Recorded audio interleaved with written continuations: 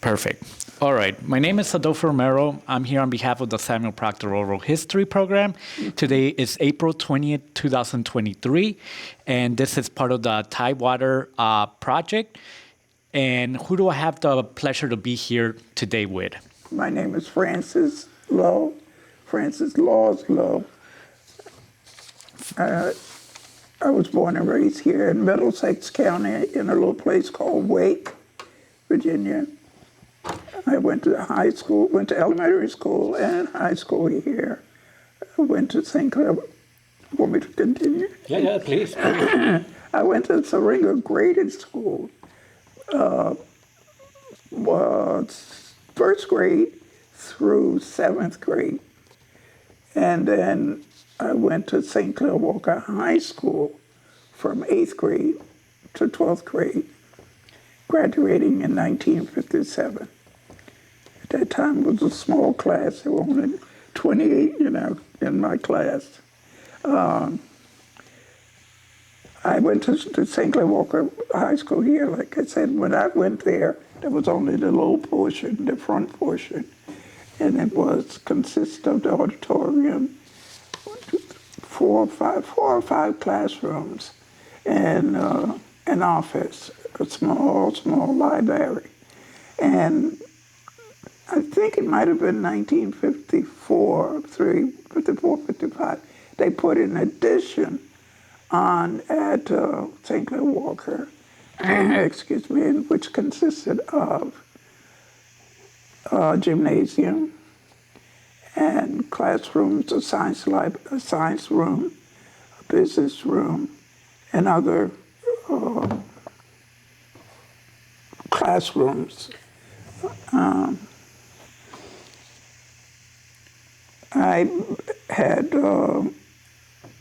We had a cafeteria, but it was in another building. And maybe you can ask me some questions I can answer. I sure will. I'm going to backtrack just a little bit before that. Let's begin with your family. Okay. Let's begin with grandma, or if you have any recollection of great-grandma. Do you have any recollection? I remember my grandma. I did not know my mom and dad separated shortly before I was born. Okay. So, and he went, they say, to New Jersey. I don't know. Okay. But my grandma, my maternal grandma, Estelle Mansfield, and my step-grandfather, who was Benjamin Mansfield, who was related to Paul Emmanuel Mansfield. I don't know if you heard that name before, but anyhow, we lived with them until I finished high school. And I remember working in the farm. He had a small farm, watermelons, tomatoes, not that many tomatoes, and just gardening for the family. And we had a cow and a horse and pigs and chickens. And my grandmom and my mom would feed chickens and shuck corn and all that kind of stuff back then. And in the early, born in 39, so it would have been in the late 40s, early 50s. I remember blackout nights with World War II. I remember that. I was scared to death because you had to put the lights out. You couldn't have any light. I don't know. I guess because some military reason, I'm absolutely sure. But you couldn't have any dark curtains that you would pull down. At that time, we did not have electricity or indoor plumbing. Right. We had outdoor plumbing and, Johnny house, a toilet, whatever you want to call it. Mm-hmm. And we lived there and we grew up. My grandpa taught me how to drive. old 1932 Chevrolet, and just, I guess, the usual stuff, because at that time, that's all we knew. When my mom worked in a tomato factory, and my grandma was more or less a housewife. And my sister and I, and a couple of kids from down the road from us, would all gather at my grandpa's and grandma's house. And we would play hide and seek, and we would play tag, and all that kind of stuff. And at lunchtime, we'd put a blanket under the tree, and my grandma would give us sandwiches and drinks for our lunch. And then we were allowed to play. And that was elementary school. And then when I went to high school, same thing, pretty much the same thing, because I was 17 when I graduated from high school. Okay. With Grandma and Grandpa, do you remember how they acquired the land? Did they buy the land? Yeah. Do you remember? Okay, my grandpa acquired the land from his dad, okay, as far as I know. Yeah. That's all I can tell you. You know, his name was Paul Mansfield, and his wife was named Miss Liza. I had to think about that. Oh, it's been a while. Yeah, Liza. I did not know them. I didn't know them at all. But my grandpa had this property, and then he had an aunt who had some property, and she willed it to him when she passed away. So he acquired that. And he did farming, but he also worked at the sawmill. You know, he worked at the sawmill for years, I guess. You know, that's all I remember him doing was farming and working at the sawmill. Okay. Yeah. And back then, growing up as a kid, do you remember, like, were there a lot of people living in the area? Or was it just a small amount of family, or it was already an established community? A lot of people. The Wakes, they lived in the area, the Burrows, the Campbells. And we lived sort of close together, not on top of one another. But we did all our walking then and bike riding, you know. So, yeah, there was a lot of people. The Wake was a big family. And I'm trying to think, the West. There were Wests in our family. Going back, I got to think. No worries. Then there was Burks. There were some Burks that lived there too, yeah. Okay. Let me see. Growing up, what are some of the places or establishments that were in the area? Do you remember grocery stores? Was it black-owned? Was it... No black-owned, no. Not yet at this time? No black-owned. I don't remember. Later on, there was, we used to call it a beer garden. That was owned by blacks. They were Garnetts. Okay. They owned that. But there was a post office, which the post office and grocery store was all in one. And that was Hart's was on that, and that was Wake post office. Then there was Syringa, which wasn't that far away. That was owned by the white people. But there was no black-owned businesses when I was growing up. And this was in Middlesex town, right? I'm sorry. What location was this, in Middlesex? Middlesex, yes, yeah, okay. Absolutely, yeah. Okay. Yeah, I don't know. Later on, I would go to the movie in Urbana. And the movie, the blacks had to go upstairs.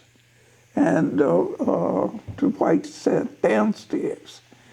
And I did not sit at the counter in Urbana until I went to New Jersey, worked, and came back home. I never sat to have a soda or drink or anything like that.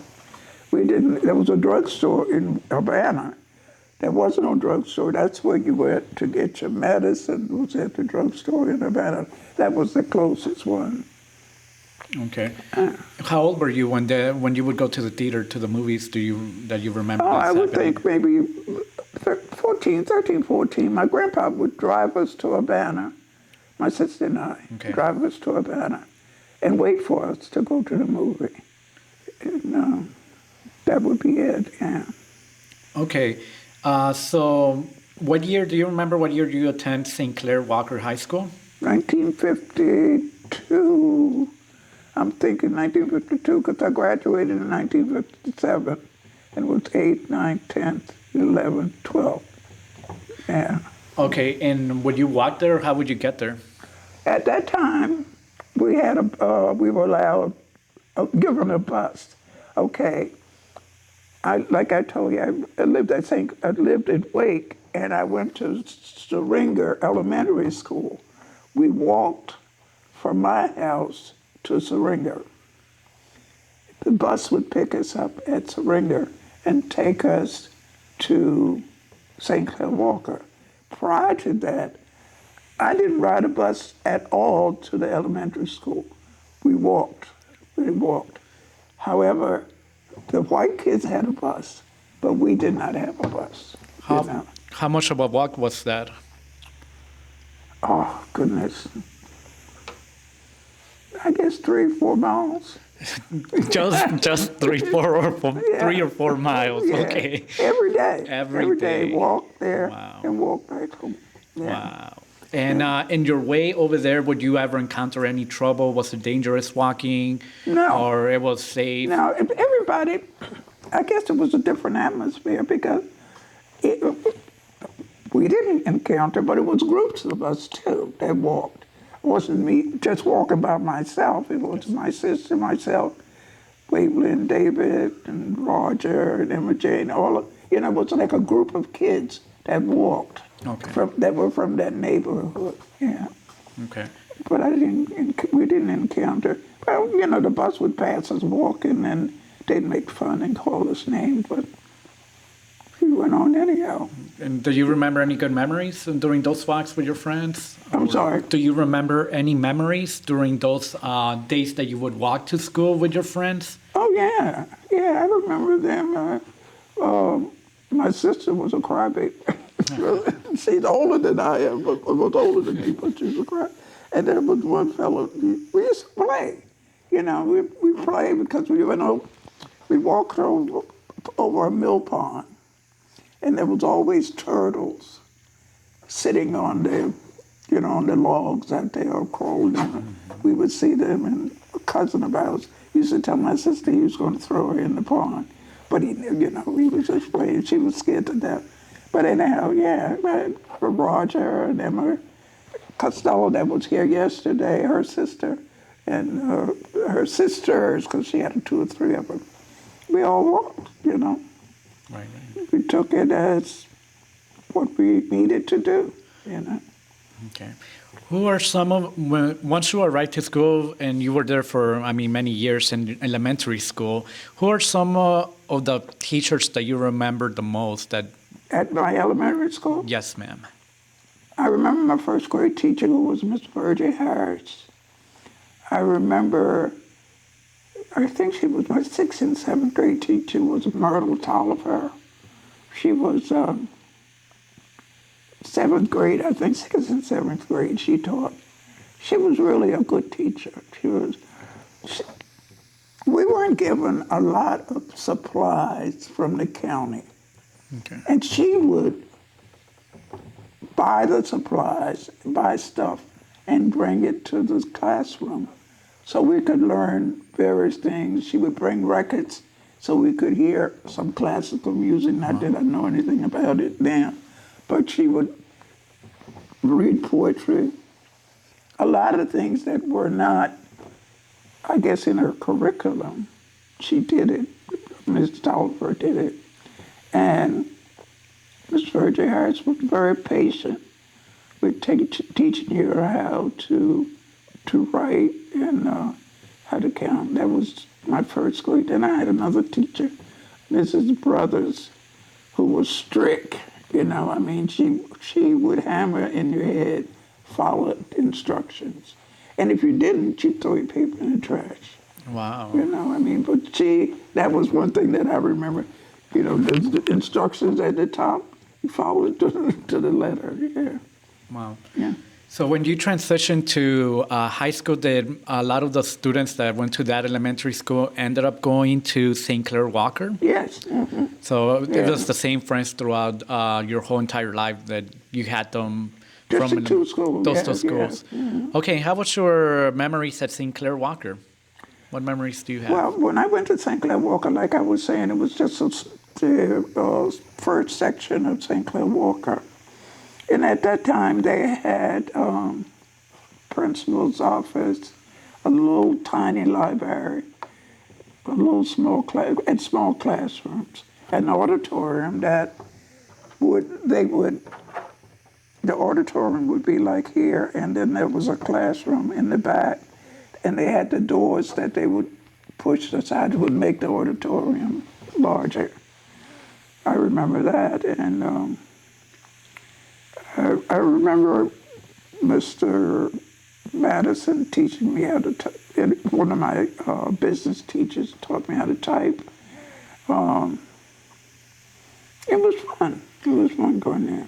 Was it all black teachers that were teaching? I had one white teacher late, I think it might have been maybe ninth grade. That was band teacher, Mr. Kessler, who was really, really good. But Mr. Kessler was from somewhere in Europe, he spoke with a real heavy accent, but he was nice. He was really nice, yeah. But the rest of the teachers I had were all black. Who was the principal at the school during your time there? At St. Clair Walker, Yes. Charles Urban Thurston. And what do you think of him overall, like how he ran things? He was okay, he tried his best to be fair, it's supposed to be difficult trying to run a school, Absolutely. But, yeah. Would you have any events, festivities that you remember from the school? We went on a band concert. Band concert. Yeah, Mr. Kessler was very interested. We would go to the schools would meet like once a year. It was, we didn't want to call it a competition, but you would be awarded for your performances. And we went, and we did pretty good. I think we got a good award each year. And that was about it. We didn't go anywhere else. Do you remember any instructor or teacher that taught you a lesson, like lessons that you learned from instructors that up to this date you still recollect? I guess all of them taught me some. There's something that dwells in my head. I had Mr. Walker, he was old when I went in his classroom, but he was a math teacher, and he was very interesting. I can't say there was any one particular one that stand out. Every now and then something will flash through my head, but now I can't think through my head that, I remember that happening when we went to school and what happened. Yeah. What do you remember about the lunch? How was lunch? How was your lunch experience? Would you eat fresh food? Obviously it wasn't packaged the way that it's now, but how was that? Well, not bad. We had Miss Florence, Miss Cox was her last name. She was the cook. And I guess a lot of times she made miracles of what she had. The lunch was okay. And that was the same way at the elementary school. We had lunch. Miss Stella Johnson was the cook down there, and she did the same thing. We would have hot soup and whatever, and she would just make a good meal. It was good. Yeah. It sounds from what you're saying, it's like everybody knew each other. There was that connection with everyone. Everybody knew each other for one reason. Everybody in the community went to the same school along with the same church. Not the same church, but basically, we had a group of churches, but we would go to that church for a program. They would come to our church for a program and what have you. So we knew everybody. When I went to the high school, that was when I found out the names of the kids from Upton County. I pretty much knew the kids from down county because they all went to Syringa. But Upton County, I didn't know about them until I went to St. Clair Walker. Okay. Yeah. What church did you go to as a kid, and did you stay in the same church throughout the years? I'm sorry. What church did you attend? Grafton Baptist Grafton. Church. Yeah. Okay, and how was your experiences at Grafton Church? My experience? Yeah. Oh.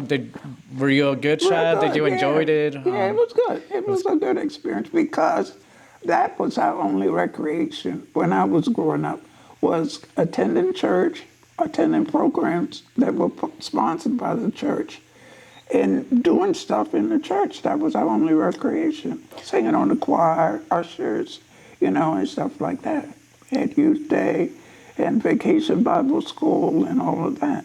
Wow. Okay. Very good experience.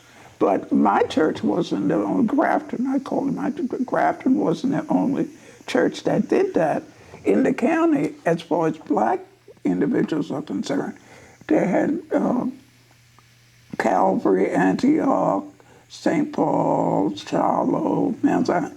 All of the churches did similar things.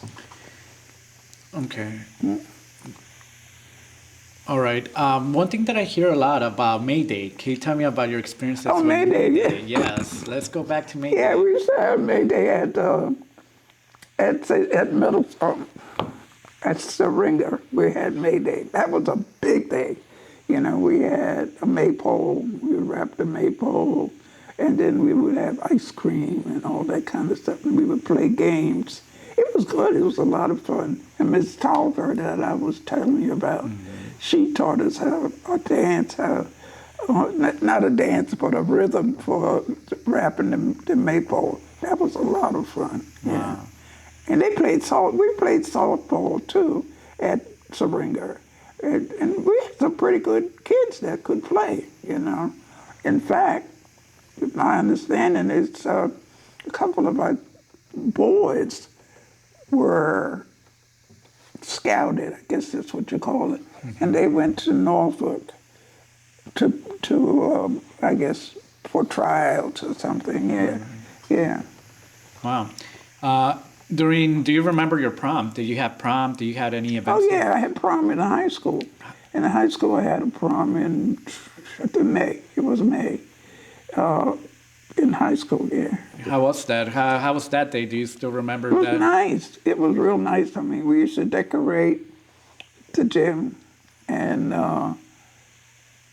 we played records because we couldn't afford a band, But everybody got dressed up. Everybody had a prom dress, and the guys had suits and ties and tuxedos.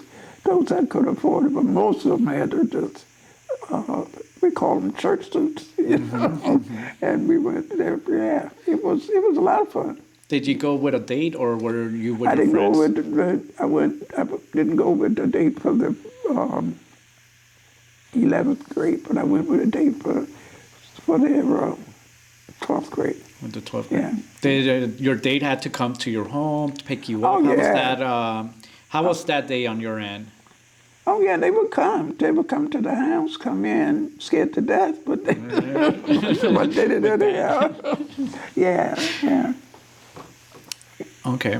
Let's see here. Do you remember other special events that happened at the school outside of May Day and prom? It's hard to remember May Day and the prom. And I don't remember anymore. Okay. Until graduation, we had class. When I was in the senior, we had class night, and we had. That's basically all we had. We didn't do that much. No, I mean that's okay. How about extracurricular activities? Were you part of any clubs, gymnasium? Yeah, we had NHA, National Homemakers Association, and the boys had NFA, National Farmers Association, and National National Homemakers Society. Mrs. Jones was I guess, the sponsor or the director of that. And they taught us, etiquette and cooking and dressmaking and whatever. We had that club. Then we had the band club, which Mr. Kessler was involved in. When you mentioned etiquette, what did that consist of? I'm sorry. Because you mentioned etiquette, right? That was one Etiquette. Oh, yeah. Can you explain a little bit more on what that means? Like, what did that entail? And did it teach you lessons that now you carry? She taught you how to drink tea and what piece of silverware to use for what meal, how to set a table and how to say please and thank you, how to serve, a person, that kind of stuff. She taught us how to sew and make buttonholes and all that kind of stuff. Yeah. Okay. So what are some of the biggest accomplishments that you had during your time there that you feel proud of during your time in the high school or elementary school? I don't know. You graduated, right? Yeah, that's it. I graduated. Other things that you might have done during that time? Being in the band. I had a trumpet. I played in the band. I enjoyed that. And just going to school.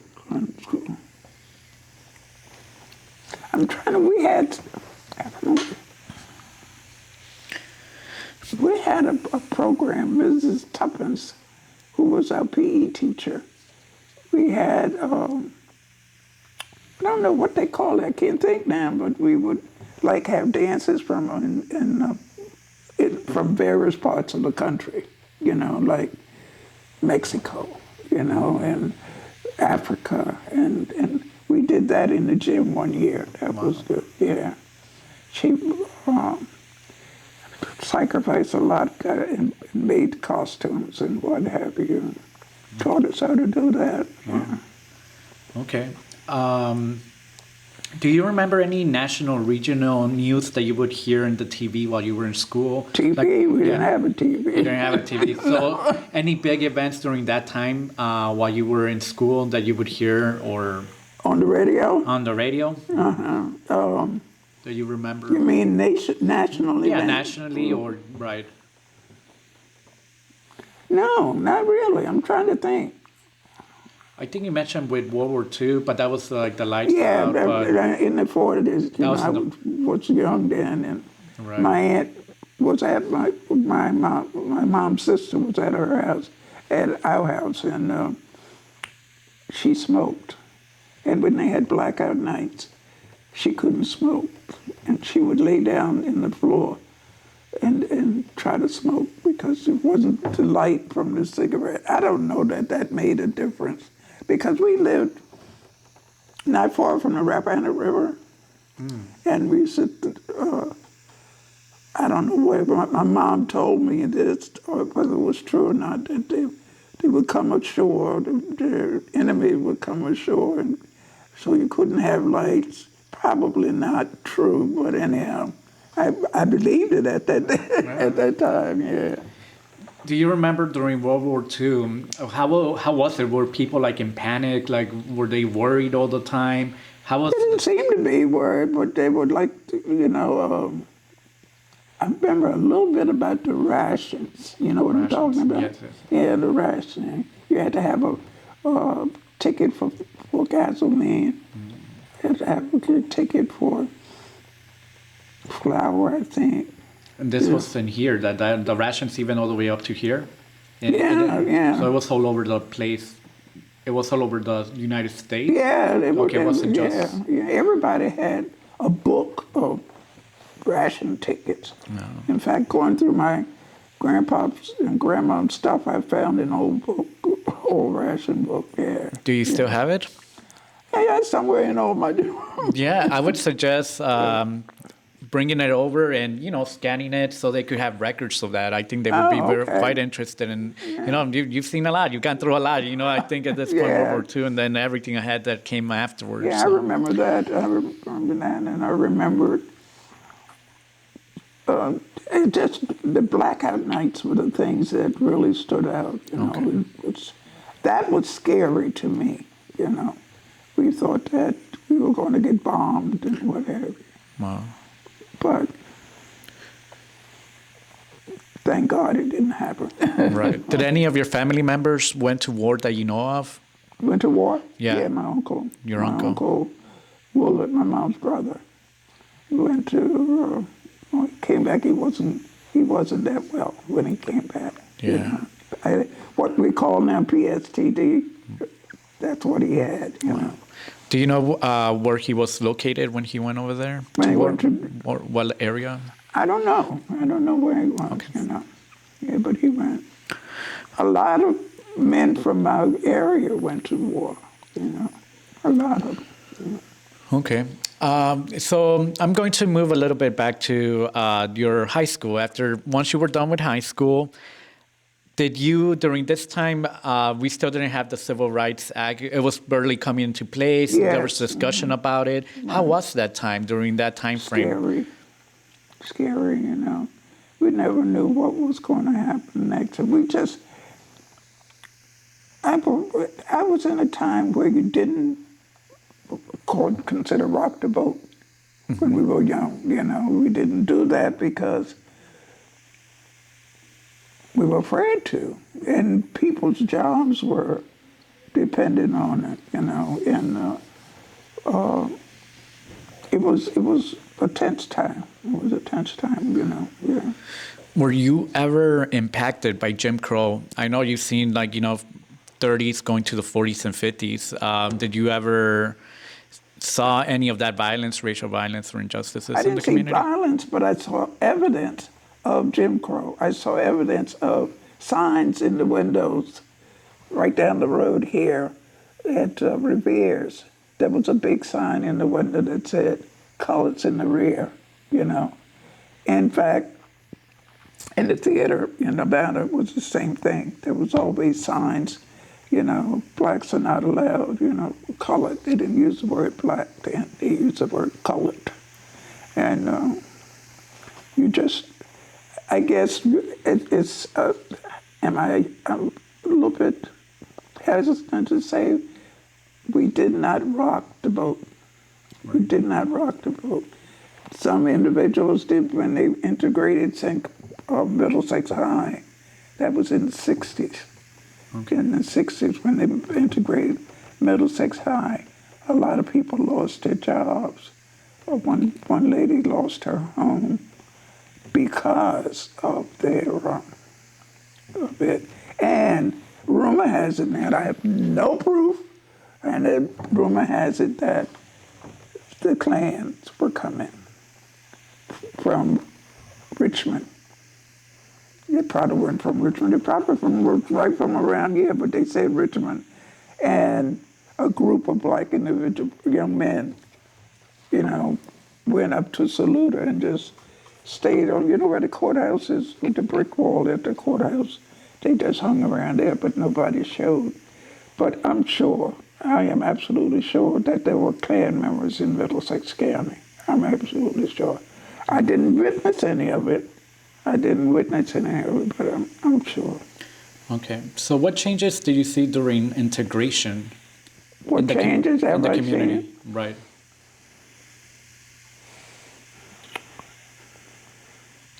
I don't know. I can't say there are big changes. It's just tolerance. You know, I don't know that I don't know. I can't answer that. That's because things are still pretty tough here in Middlesex County. You know, they're pretty tough. Yeah. Okay. So after you graduated from St. Clair Walker High School, what did you do next? What happened afterwards? Got married for a short period of time, and then I went away. I went to Baltimore first, and then from Baltimore I went to New Jersey. I was there in New Jersey during the riots. I don't know if you heard about it in New Jersey. Can you tell me a little bit more about those riots? And did you participate in the riots, or were? Oh, in New Jersey? Yeah. No, I did not. I did not participate Okay. in that.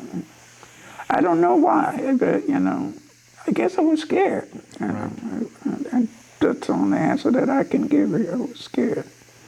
And when you don't know, and you, at that time, your parents say, don't do that, don't do that. You kind of listen. And like today, they do what they want to do, which is good. I'm not knocking it, because sometimes they know a little bit better, a little bit more.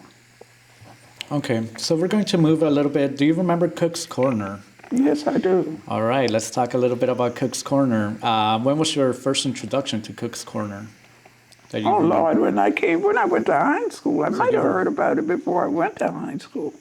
But Lynn Davis, who had a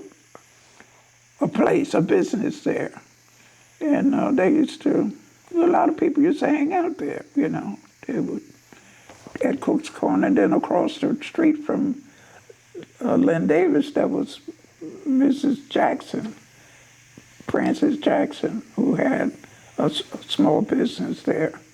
That's where the boat place is now. Okay. Can you tell me a little bit about Lynn Davis restaurant/juke joint? Lynn Davis's restaurant? Yes. He just sold sandwiches and stuff there. You go there, I think mainly weekends. I mean, he might have did a little business during the week, but I think mainly weekends. He sold sandwiches and drinks and what have you. He had a beer license. He sold beer, That was the only thing that you could buy over the counter then, was beer. But his and Mrs. Jackson wasn't the only one down the county. There was Garnett, Bill Garnett. He had a place similar to Lynn Davis, but it was just down the county, They had a jukebox in there, and people danced, Would you go over there and dance as well? Or Yeah, after I got out of high school, I went there, yeah. What do you remember about that place, especially like were there bands, music? Was it live music or? I'm sorry? Was there live music or? Oh, no, it was a jukebox. Jukebox. Okay. Yeah. Okay. Can you tell me about Mr. Butler's Harry's? Do you remember Mr. Butler's Harry's outdoor movie? No, I read about it. Butler Harris. Right. You're speaking of. I don't remember. They say he had a movie, but I can't remember it. I don't know. My sister would say you do remember, but I can't remember. Okay. He had a newspaper. Right. He had a newspaper. He and his wife. It was like, a small newspaper. Okay. Going back to Miss Frances Jackson's ice cream parlor, did you go there as a kid or, as you were growing up? Do you remember the... Miss Frances Jackson? Yes. Yeah, I went there, yeah. What do you remember from there? Well, the only thing I could do in that was to eat a sandwich and drink a soda. Okay. That was Miss Frances Jackson's place, yeah. Any of them around here, because you had to be of age to purchase beer, and I didn't drink beer anyhow. I didn't acquire that habit of drinking beer. I smoked, but I didn't But I didn't do that until I was 25, and I should have had better sense, but I didn't. Where would you go to get those cigarettes or Local store. tobacco? Local stores. All stores sold cigarettes, yeah. Okay. They didn't sell beer. That was the only thing they could sell at that time. They didn't sell wine. That was in a banner, a liquor store. Middlesex had one liquor store, and that was in a banner. Okay. Now they have two. One's in Deltaville now. Yeah. Having access to all these local places, what did it mean for the community to have all these things available to the community? Well, I guess that you just had somewhere to go. I mean, I don't know. As far as didn't didn't have any, it wasn't a place where you could find a job because the people who owned it worked it themselves, you know, and they had their families to work it. Because along with Lynn Davis, up the road there was Herman Wakes. He used to have dances on weekends. And then down a little bit further, she had like a sandwich shop, you know. But they did their own cooking and whatever, you know, in there. Right. Okay.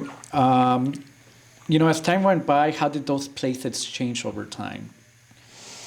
Well, the individuals died, you know, the owners died in the family. The younger ones didn't want a part of it. So they sold it, you know, they sold it or taxes. They lost it to the taxes and whatever. But not all of them because Herman Wakes is still in the Wakes name.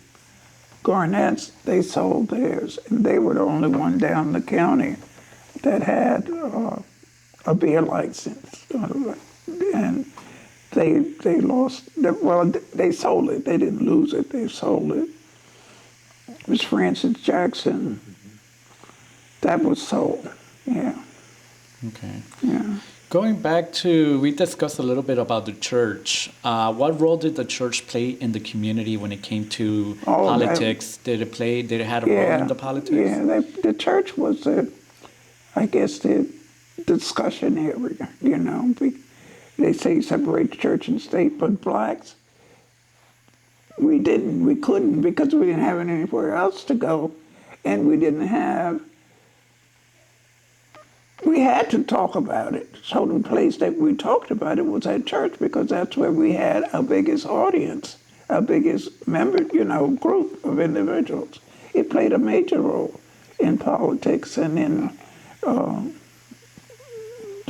the area, yeah. Do you remember any of those discussions or movements that would mobilize people to do? Do you remember anything? No, I don't, because I went away. I went to New Jersey, from Baltimore I went to New Jersey, and I went away. But I know that this is what it was because I still had family here. You know, my sisters and my grandma and my mom and all of them, they were still here. But yeah, the church was the hub of black individuals discussing various things. Okay. After going to Jersey, you said after Jersey, where did you came back straight to Middletown? I came back home, yeah, in 1999. 1999. I came back here. Why did you decide to come back? What was I had retired, okay. you know, from where I was working, and all my family was back here, you know. So. What was your occupation during? I worked at law enforcement for a mental institution. Wow. Okay. How many years did you do that for? 27. Okay. Yeah. 27, and then you came back over. Yeah. And by the time that you came back, how did you see things change? Did you see changes since you had left, or was it still the same? It was basically the same. The same. You know, people had moved about, people had died off, you know, but it was basically the same. Yeah. Okay. And now you're over here. You're still. What are your hopes for the next generation of people in the community that are living here? Oh boy. I'm hoping that Middlesex County will get some type of industry where individuals can work and remain here, you know, do some things that will interest all individuals, you know. I don't know about our school system now because I got nieces and nephews going to school, but I'm not involved in the school. But I don't know that they have anything, you know, kids go to school, graduate from high school, graduate from college. They can't come back, you know, from straight out of college because there's nothing to come back to, you know. So therefore, we have a bunch of older people like me that, you know, that's just the way it is. All right. Do you have any children? No, I don't. You don't. So, what do you think is the value now of living here and owning land? Is it still as important as it once was? Back in the day, I know you mentioned the land that you acquired was through your grandfather acquired it, and then your dad. Then it was passed down.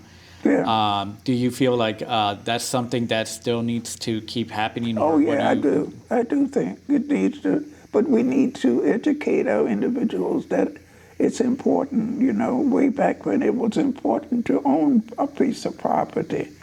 I don't know that it's so important this day and time. They don't find that it's important. But I still think they should pass it down, or if not pass it down, sell it to the individual, to the family member. You don't have to put a gigantic price on it, but let it stay, because it's just going away, going away. Right. Going back to your timeline history, all the way from the 30s all the way till now, you've seen a lot of things happen, a lot of shifts happening, and still happening, evolving. Yeah. What is one last message that you would want to leave behind to others? Be kind to one another, That's the best thing. And learn, get an education, do something, Don't just be contented with nothing, I find our children are just not studying hard enough, or not that interested in going to school. We were interested in going. My generation wanted to go to school. We enjoyed going to school. And it was a safe place to go. Now, is it? I don't know. Yeah, it was a safe place to go to school. Okay. I know we've already spoke almost about an hour. Is there anything else that you would like to share, Ms. Lowe? Say what? Is there anything else that you would like to share? No, I don't know. That I think I've talked enough. You're good. You've been great. Thank you so much, then. Do you have any questions, Jessica? Okay. All right. With that said, we're going to conclude this interview. Thank you very much. Okay. I hope I was helpful. Absolutely. You were wonderful. Thank you very much.